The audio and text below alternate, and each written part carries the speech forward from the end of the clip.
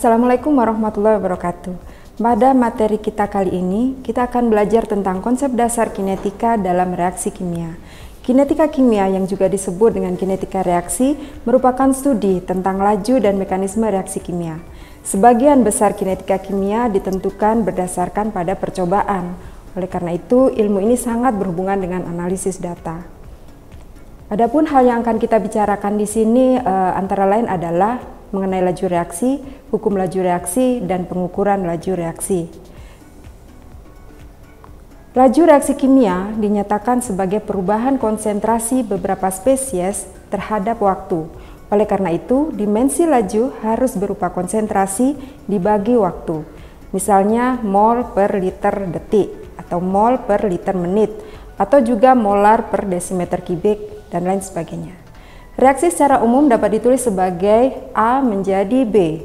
Pada reaksi ini, laju dapat dinyatakan dalam hilangnya konsentrasi A atau hilangnya reaktan A menjadi produk B. Untuk reaksi A menjadi B ini, pada grafik terlihat seiring berjalan waktu reaksi, konsentrasi A sebagai reaktan akan berkurang, sedangkan konsentrasi B atau produk akan bertambah. Konsentrasi A menurun sebagai akibat telah digunakan untuk bereaksi, maka ekspresi laju reaksinya adalah dA per dt.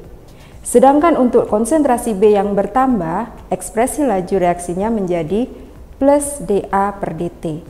Jadi perlu diperhitungkan adanya tanda negatif dan positif yang ada di dalam rumus tersebut. Untuk penurunan konsentrasi dituliskan negatif, sedangkan yang bertambah positif. Misalnya untuk reaksi homogen, yaitu A plus B menjadi C plus D, kecepatan berkurangnya reaktan berbanding dengan koefisien reaksinya. Sehingga dNA per dt dibagi dNB per dt sama dengan A per B. Dan ini bisa diatur ulang menjadi 1/A kali dNA per dt sama dengan 1/B kali dNB per dt, di mana T adalah waktu dan Na adalah jumlah mol A pada saat T, sedangkan Nb adalah jumlah mol B pada saat T. Laju konversi untuk reaksi homogen tersebut adalah J, yaitu yang nilainya sebanding dengan minus 1/A dNA per dt sama dengan minus 1/B dNB per dt sama dengan plus 1/C dNC per dt sama dengan plus 1/D dND per dt. Sedangkan laju konversi ini kalau kita mau konversikan ke laju reaksi, maka laju konversi ini dibagi satuan volumenya, sehingga laju reaksinya akan sama dengan J per V, yang nilainya adalah 1/V kali minus 1/A dNA per dt. Pada saat volume konstan, maka 1/V dNA per dt-nya akan sama dengan perubahan dari jumlah mol A dibagi volume per satuan waktunya, yaitu sama dengan dCA per dt atau dA per dt dengan simbol kurung kotak, di mana Ca dan A itu adalah konsentrasi molarnya. Sehingga laju reaksinya akan menjadi R sama dengan, R itu simbol sebagai rate laju reaksi, yang besarannya adalah minus 1/A pengurangan konsentrasi A per dt sama dengan minus 1/B pengurangan konsentrasi B per dt sama dengan plus 1/C dari pembentukan konsentrasi C per dt sama dengan plus 1/D juga pembentukan konsentrasi D per dt.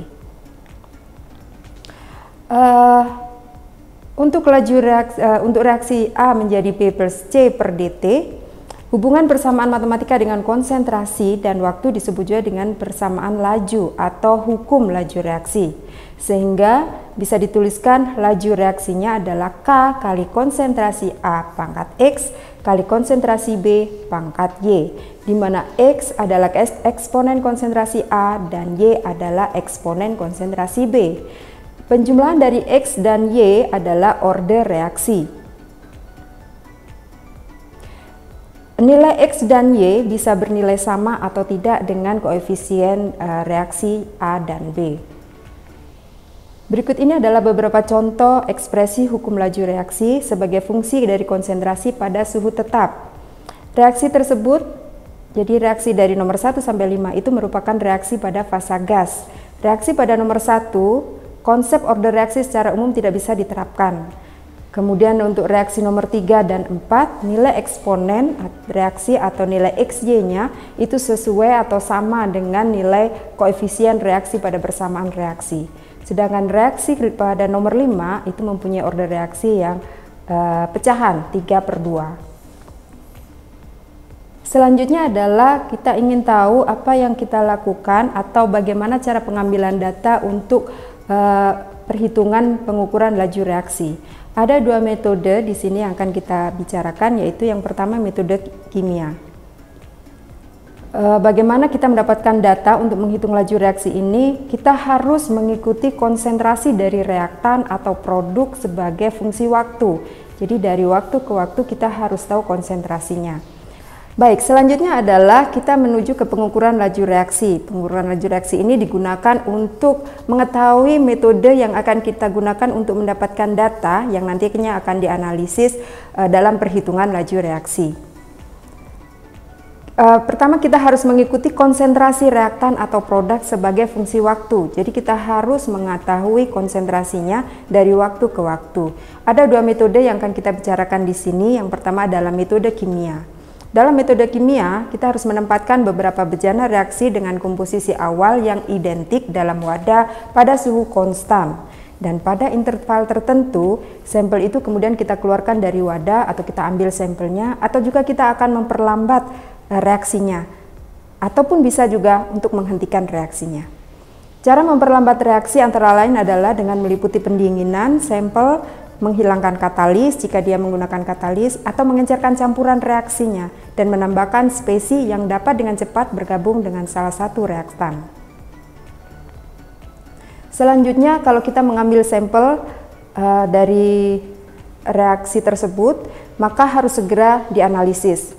Analisis yang biasa digunakan antara lain dengan kromatografi gas dan spektrometer massa. Metode yang kedua adalah metode fisika. Dalam metode fisika, kita mengukur sifat fisik sistem sebagai fungsi waktu. Hal ini memungkinkan reaksi untuk diikuti terus-menerus seiring berjalannya waktu. Untuk reaksi pada fasa gas, dengan perubahan jumlah mol dan tekanan, maka tekanan gas P dapat diikuti. Hanya saja, bahaya dalam prosedur ini adalah jika terjadi reaksi samping, tekanan total tidak akan menunjukkan dengan tepat kemajuan reaksi yang sedang dipelajari. Selanjutnya dengan reaksi fasa cair, maka perubahan volume lah yang diukur. Volume pendekatannya kemudian dapat dilanjutkan dengan menjalankan reaksi itu dalam dilatometer, yaitu bejana yang ditutup dengan tabung kapiler terukur. Contohnya adalah reaksi polimerisasi adisi fase cair yang menunjukkan penurunan volume yang cukup besar, dan dalam dilatometri adalah cara yang paling umum untuk mengukur laju polimerisasi. Jika salah satu spesies mempunyai pita serapan spektroskopi yang khas, maka intensitas pita tersebut dapat juga diikuti. Untuk reaksi ionik dalam larutan, maka kita bisa mengukur konduktivitas larutannya. Kemudian jika salah satu spesies itu aktif secara optik, misalnya seperti pada reaksi hidrolisis sukrosa, maka rotasi optik dapat diikuti dengan mengumpulkan datanya. Demikian materi pendahuluan dalam prinsip kinetika kimia.